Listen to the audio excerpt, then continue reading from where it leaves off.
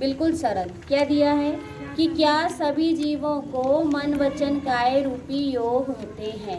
क्या लिया कि क्या सभी जीवों को, किसको कहा, सभी जीवों को, क्या सभी जीवों को मन वचन काया रूपी योग होते हैं। आप लोग बता सकते हो, बहुत जल्दी बन जाएगा। देखो मैं बता रही हूँ, फिर पढ़ेंगे अपन। सबसे पहले कह दिया एक इंद्रिय जीव। कौन सा जीव कह दिया, इसमें लिया है स्थावर, इसमें है वचन है और काय रूपी योग। तो अब ये कहना है कि ये योग जो है वो किन किन जीवों के होते हैं, है ना। तो कौन सा जीव है कि स्थावर जीव है। स्थावर में कौन कौन से जीव आते हैं। हाँ, स्थावर जीव में ध्यान रखना कि कितने हैं, कि 5 स्थावर जीव हैं। तो ये 5 स्थावर जीवों में मात्र क्या पाया जाता है, काय योग पाया जाता है। क्या मिलेगा, काय योग। अब इसके बाद आ जाए असंगी त्रस। हाँ बता रहे, असंगी त्रस नाम दिया उसमें। क्या नाम दिया, असंगी त्रस। तो असंगी त्रस में सबसे उसके बाद क्या आ जाएगा, द्विइंद्रिय जीव। कौन सा जीव, द्विइंद्रिय जीव। उसके बाद कौन सा है, त्रिइंद्रिय जीव। तो बता सकते द्विइंद्रिय जीव में कितनी होगी। हाँ, इसमें वचन बल भी आ जाएगा और काय बल भी आ जाएगी। तो कितने कितने योग हो गए, 2। अब 3 इंद्रिय को भी क्या होगा, वचन और काय। फिर चतुर इंद्रिय को क्या होगा, इनको भी क्या होगा, वचन और काय ही होगा। क्यों, क्योंकि इनके क्या है, वचन और काय है। लेकिन अब जाके किस में आया, असंगी। पहले असंगी पंचेंद्रिय, पहले कौन आएगा, असंगी पंचेंद्रिय। तो असंगी पंचेंद्रिय को भी क्या होगा, वचन भी होगा और काय भी होगा। लेकिन अब इसके बाद जाते हैं कौन के, अब जो संगी पंचेंद्रिय जीव हैं। अब ये बताइए, ये सब असंगी होते हैं कि संगी होते हैं, असंगी होते हैं। उन त्रस जो होते हैं उनमें संगी असंगी की उपमा इसलिए नहीं दी जाती क्योंकि उनके मन तो होता ही नहीं। लेकिन असंगी त्रस बोला तो असंगी त्रस बोल के कितनी चीज ले ली, कि यहाँ तक के पूरी 5 तक की ले ली, इतना कि असंगी त्रस में ये सब आएंगे। ठीक, अब उसके बाद संगी पंचेंद्रिय जीव है। कौन सा जीव है, संगी पंचेंद्रिय जीव है। तो इसमें क्या क्या पाया जाएगा, कि इसमें मन भी, इसमें वचन भी है, काया भी है और मन भी ऐड हो जाएगा। तो इनके ये कितने हो गए हैं, कि इनके 3 योग हैं। कितने योग हैं, 3 योग है। क्योंकि वो कौन है, संगी पंचेंद्रिय जीव।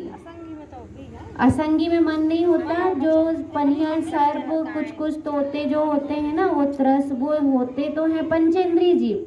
लेकिन पंचेंद्रिय जीव होने के साथ साथ कैसे होते हैं, असंगी होते हैं। आए समझ में। तो ये कहा। अब देखिए इसके बाद यहाँ से अपन पढ़ते हैं। तो इसमें क्या कहा, कि सभी जीवों को तीनों योग नहीं होते। ठीक, स्थावर जीवों को केवल काया योग का संयोग होता है। स्थावर जीव को किसका संयोग होता है, काया योग का। उसके पास स्पर्शन इंद्रिय अकेली है ना।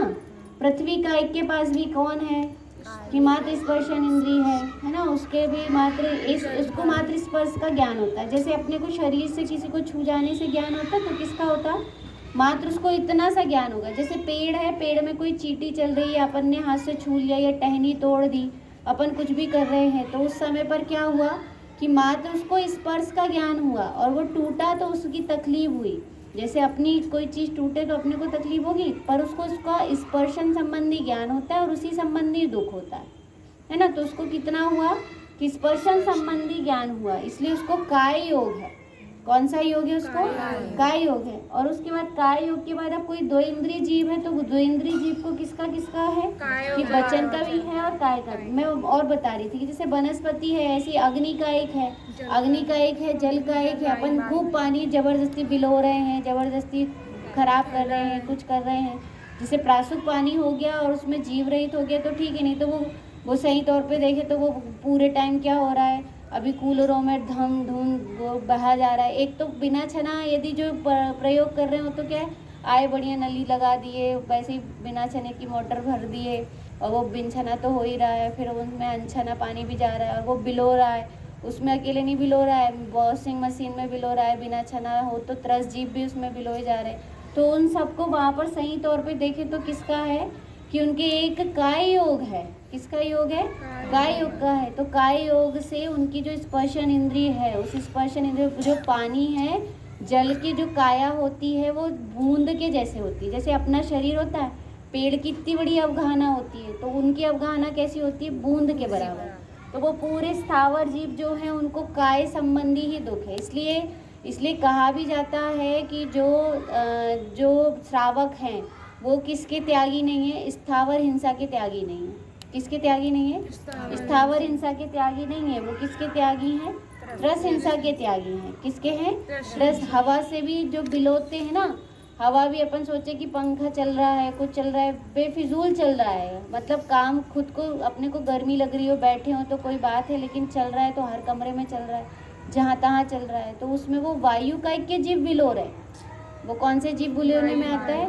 वायु काय के जीव बिलोने में आते हैं। तो वो वायु काय के जीव का बिलोना। ऐसी अग्नि है तो जबरदस्ती फालतू चला रहा है, पानी है तो फालतू बह रहा है, खूब नल है, खूब मोटर है तो मोटर चलती चली जा रही है, पानी बहता चला जा रहा है। नहीं, नाली नर्दे के लिए ज़रूरी होता है तो बहुत कंजूसी भी नहीं करना चाहिए, जितना उपयोगी उतना डालना भी चाहिए। नहीं डालते हैं तो वो भी क्या है?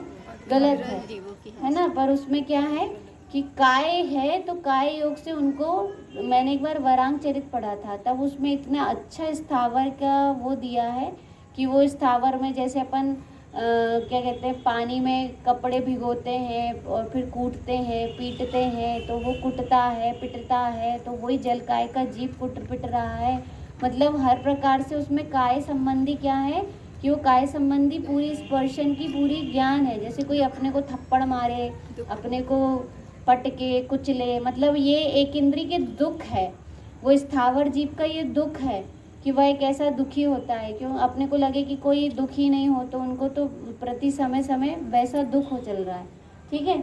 और वैसे वास्तव में देखें तो यदि प्रासुख कर लिया, प्रासुख हो गया, तो उतने समय के लिए वो जीव वो क्या हो गया? गर्म प्रासुख हो गया, है ना। गर्म प्रासुख हो गया तो उसमें क्या हो गया कि एक मर्यादा तक के छानने के बाद गर्म प्रासुख जो पानी जल रहता है वह कैसा हो जाता है कि वो उसमें त्रस जीवों को भी हिंसा नहीं लगती, और स्थावर की भी एक बार जब अपन प्रासुख करते हैं तब लगती है। प्रासुख करते हैं तब तो लगेगी ना, लेकिन उसके बाद बहुत समय तक स्थावर जीव की हिंसा नहीं होती। लेकिन अपन गर्म पानी करके या गर्म प्रासुख पानी से कपड़े थोड़ी धोते हैं, है ना। अपन ने यदि कपड़े पहने हैं तो ये अपनी स्थावर हिंसा होती है ना। वो और उसका क्या होता है, उसका खेत खिन्न भी होता है, मतलब उसका अंदर से अपने को लगता है कि इन जीवों की हिंसा में अपन क्या बन रहे हैं कि निमित्त बन रहे हैं। तो ये स्थावर काय, स्थावर जो है वो स्थावर जीवों की हिंसा में किसका आता है कि काय योग बस का, काय योग बस ही रहता है। और जितना इनका योग होगा और इतना ही उनका क्या होगा कि उनके आत्म प्रदेश कंपायमान होंगे, और जितने आत्म प्रदेश कंपायमान होंगे उतने ही कर्मों का बंद होगा, है ना। तो एक इंद्रिय जीवों को तो क्या हो रहा है कि काय के अनुसार क्या हो रही है? कंपायमान हो रहे हैं। तो काय के अनुसार आत्म प्रदेश कंपायमान हो रहे हैं, क्योंकि उनका जितना बड़ा शरीर है, जितनी बड़ी अवगाहना है, वो उतने ही रूप से क्या करते हैं? उतने रूप से वो दुखी होते हैं। तो वो जब दुखी होंगे या उनका उतना हलन चलन होगा या उनका उतना स्पर्शन इंद्रिय संबंधी जो होगा, उससे क्या होगा कि उनके उतने आत्म प्रदेश कंपायमान होंगे, और जितने आत्म प्रदेश कंपायमान होंगे उतने ही क्यारमान वर्गनाएं के पुद्गल स्कंद आकर उनके पास क्या हो जाएंगे? चिपक जाएंगे, वो भी उसमें आकृष्ट हो जाएंगे है ना। तो इसलिए कहा कि इसके काय योग होता है। और जे 2 इंद्रिय, 3 इंद्रिय, चतुर इंद्रिय और असंगी पंच इंद्रिय, इनके पास क्या क्या है? एक वचन का और एक काय का है। देखो इल्ली बोलती नहीं है पर खाती, अब उसके भी वचन योग है ना। उसकी आवाज़ अपन नहीं पहचान सकते हैं। चीटा चीटी भी क्या है कि वो अपने को ऐसे स्पष्ट बोलते हुए नजर नहीं आते, लेकिन उनके भी कौन सा है? वचन योग है। भौरा तितली की जरूर समझ में आती, भिन्न भिन्न फन्न फन्न झन्न झन्न, ऐसे वो भौरा तितली क्या करते रहते? भुनभुनाते रहते, है ना। तो उनका ऐसा वचन और काय 2 प्रकार का योग है। तो जितना इनका काय योग है उतना ही क्या होगा कि उतने जितने इनके काय योग हैं उसके अनुसार क्या होगा? आत्म प्रदेश, बोलिए जल्दी, आत्म प्रदेश क्या होंगे? सकंप होंगे, या कंपायमान होंगे? कैसे होंगे? सकंप होंगे। और जैसे ही सकंप होंगे तो उतनी ही मात्रा में कौन आकर बन जाएंगी? कारमान वर्गणाएं। जो कर्म रूप होने योग्य कारमान वर्गणाएं हैं वो कारमान वर्गणाएं आकर यहाँ पर बंध जाएंगी। समझ में आया? वचन काय का और यहाँ पर संगी पंचेंद्री को किसका होगा? मन का भी, वचन का भी और काया का भी। किसका किसका? मन का भी, वचन का भी, काया का भी। अपन काया से कुछ भी प्रवृत्ति नहीं कर रहे हैं, अकेले कमरे में बैठे हैं, लेकिन अकेले कमरे में बैठे हैं तो क्या होगा? मन तो शांत रहता नहीं है। रात में भी वो रात में भी कुछ ना कुछ सोचता रहता है, कुछ ना कुछ दिमाग में क्या रहता है? आते ही आता रहता है ना? तो इनकी भाभी है ना, जी भाभी, इनकी बच्ची वो परी। हाँ तो बड़ा